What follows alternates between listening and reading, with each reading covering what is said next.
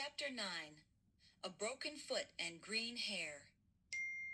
One day, Diana Barry gave a tea party for some of the girls from Avonlea School. Anne went to the party on 2 feet, but she came back on just 1 foot. The girls started to dare each other to do scary things.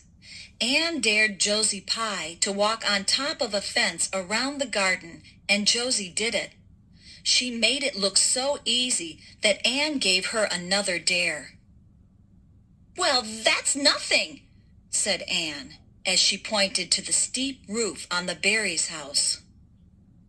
"I knew a girl once who walked across the top of a roof," said Anne. "I dare you to do it," yelled Josie. "You couldn't do it." Anne felt afraid, but there was only one thing to do. She climbed a ladder and crawled up to the top of the roof. Anne stood up and had walked just a few steps. Then it happened. Anne fell off the roof. Diana was the first one to find Anne on the ground. "Are you dead, Anne?" asked Diana. Anne spoke. For once, Josie Pye was glad to hear Anne speak. "I'm not dead," said Anne, "but I have broken my foot." Anne missed 6 weeks of school with her broken foot. Soon after she came back to school, Anne had a new problem.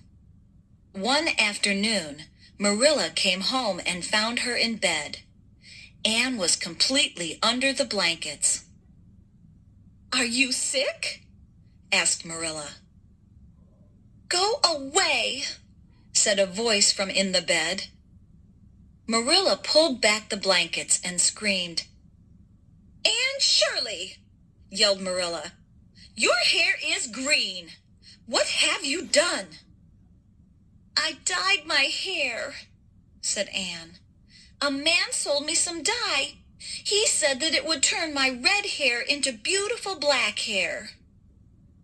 "Well," said Marilla, "there's only one thing to do. We must cut off your hair. You can't go around looking like that."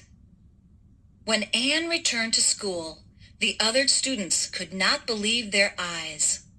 Girls did not have short hair in those days, and Anne looked strange to them.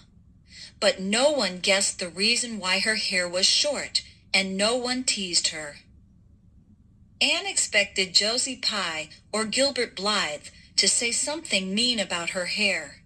But really, Gilbert liked Anne, and he was upset that she still hated him. When Anne turned 16, she decided that she wanted to become a school teacher.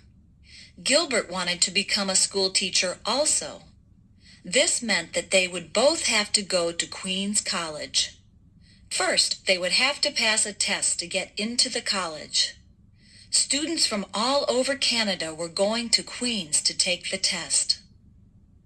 Anne was very nervous about this test. She said to Matthew, "What if I do badly? What if I fail?" Matthew put his hand on Anne's head. He smiled and said, "You won't fail." Anne said, "But what if I do fail? Would you and Marilla be upset with me?" "No," said Matthew. "You won't fail, but if you did fail, I would be glad because then you wouldn't move away to be a teacher in some other town." Anne looked up at Matthew with tears in her eyes. She said, "No matter how far away I have to move, I will always come back to Green Gables." Anne and Gilbert and the other students from Avonlea spent a whole week at Queen's College taking the test. When Anne returned home, she was tired and worried. But it felt good to be back at Green Gables with Matthew, Marilla, and her friend Diana. "I think that I passed nearly everything," Anne said, "but I'm afraid that I failed in math." Anne and Diana went to the post office every day to read the newspaper and to see if there was any news about the test. After 3 weeks, there was still nothing in the paper, and Anne was even more worried. Then one night, Anne saw Diana running down the road and waving a newspaper. "You passed! You passed!" yelled Diana. "You got the highest score! You and Gilbert Blythe are tied for first place!" Anne grabbed the newspaper and looked.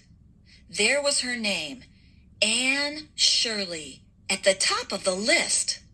The name Gilbert Blythe was just below hers. They were tied for first place out of 200 students.